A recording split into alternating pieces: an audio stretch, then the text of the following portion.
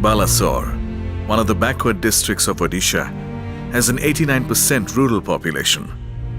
Farmers are largely dependent on paddy, which often gets impacted by the vagaries of nature, pushing farmers into a cycle of debt and poverty.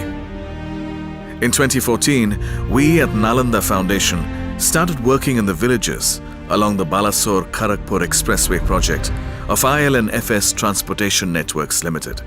The goal was to work with farmers in order to improve their income in a context of periodic flooding, cyclones, and resultant submergence.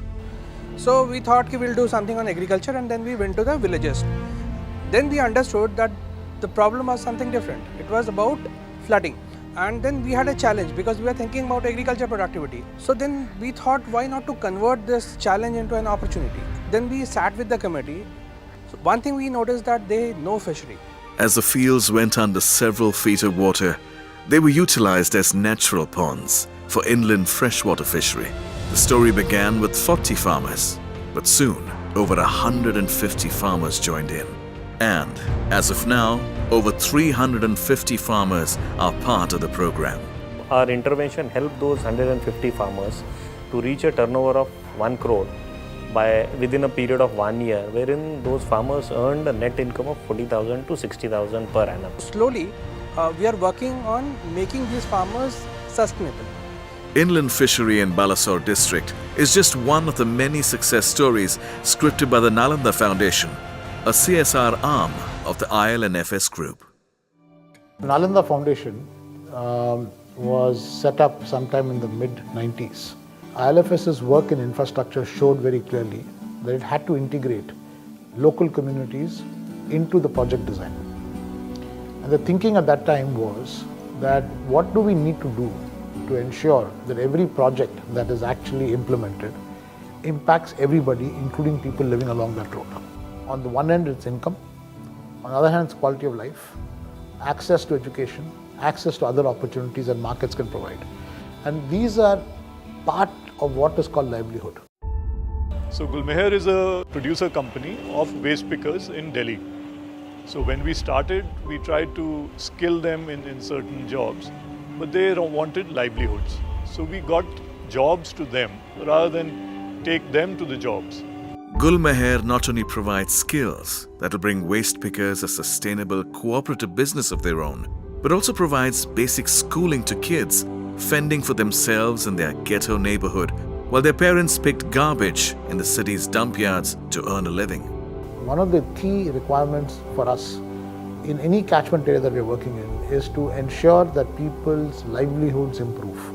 And through that improvement, people can see the benefit of corporate action on projects. But there's another element of livelihood which is called skills. Everybody who wants to do well in life has to develop certain kinds of skills based on their aptitudes. And very often, especially in marginalized sections of society, they don't get access to that kind of program which will give them those skills. Youth from project catchment areas are mobilized and offered scholarships through Nalanda Foundation in order to enable them to fruitfully participate in the process of development of the region. However, skilling is not the only way we look to participate in the region's development. If we are going to be in that area for the next 20-30 years, why should our engagement with the community be limited only to them being a potential user or not being a user? Why can't we help solve or address some of the other development challenges which they see? When we started looking at what we want to do, we said why can't we have the same approach we take to infrastructure to try to deal with social problems? Look at infrastructure problems in a more holistic manner. In India, a major factor in improving rural livelihoods, for example, invariably translates into improving water availability for the farmers. We have implemented the Tushar Samriddhi in Aurangabad in Scheduled Charter village.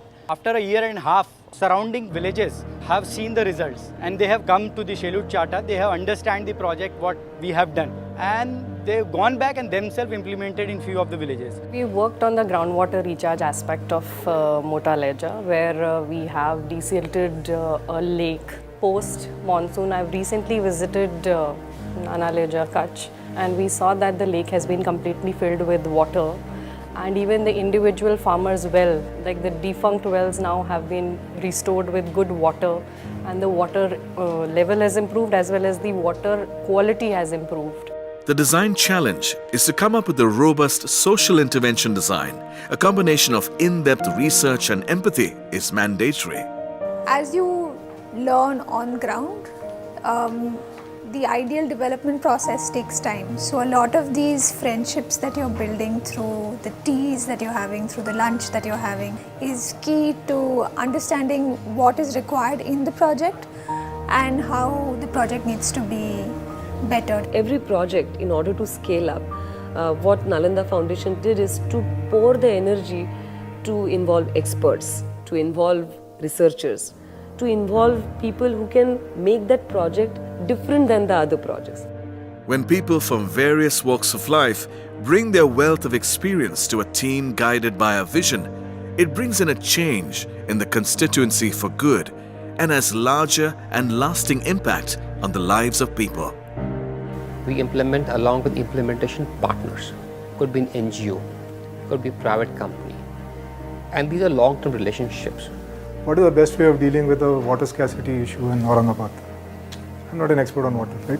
So I have to reach out to 3, 4, 5 people and keep testing the water. So therefore those collaborations become very important. You will see two types of NGOs, one who works at grassroots level and other who are the basically fund mobilizer. There's a gap in between where someone can strategize and design and implement the project, and that's where we could show our value. In Balasar, we were looking more from the development institutions to come in with their expertise and money.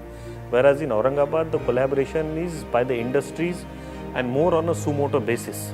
We started with a repair of some of the existing, KT ware type of structures just to hold the water.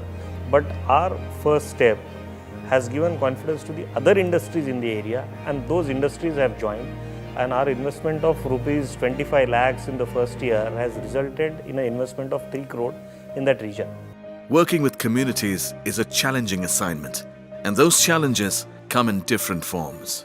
Talk about things about sanitation in Hindi and Gujarati and get people to understand what I was talking about and get their feedback was one of the things that was like a challenge when I started off with it. Jammu and Kashmir में जो हमारा एक tunnel project है वो बहुत hilly area है और वहाँ पर लोगों तक रीच आउट करना ही अपने आप में एक सबसे बड़ा चैलेंज है। गांव में अंदर जाने के लिए कोई व्हीकल नहीं जा सकती है तो आपको चल के जाना पड़ता है।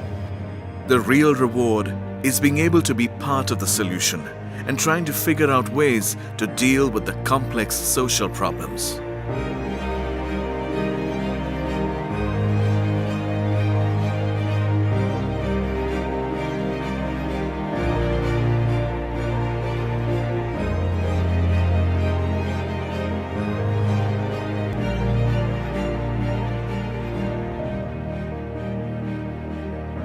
It's the kind of job which you can do only if you want to do it.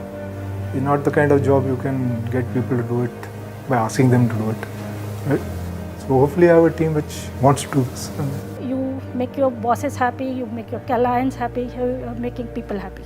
That's what is something which gives me pleasure. जब हम जो काम करते हैं, जब उससे बेनिफिशियरी को खुशी होती है, थोड़ा उसको जब किसी तरीके का इनकम इम्प्रूवमेंट होता है या उसके नॉलेज में कोई वृद्धि होती है, उसका जो खुशी अपने को मिलता है वो बहुत ज़्यादा होता है और उससे एक्सप्लेन नहीं किया जा सकता है। If it's going to have an impact on his health or his livelihood or his education, you can actually feel that. Because I am able to do something little bit for the community and which could create a lot of milestone in the rural development. When you start sort of working with them and building that relationship, that's very different. So it is a huge learning curve for me. You also learn a lot and also you give a lot. If you're that kind of person, I think you would want to be part of this journey. Great, it's tremendous. I mean, I can't explain, I don't have words. This level of empowerment to get involved not just in a project but to get involved in local communities. So the level of ownership that we can provide is quite significant.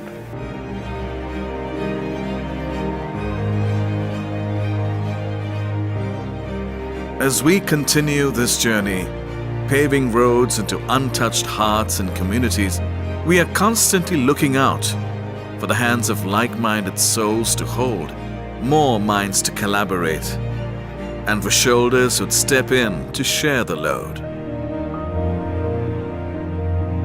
The Nalanda Foundation. Be the good.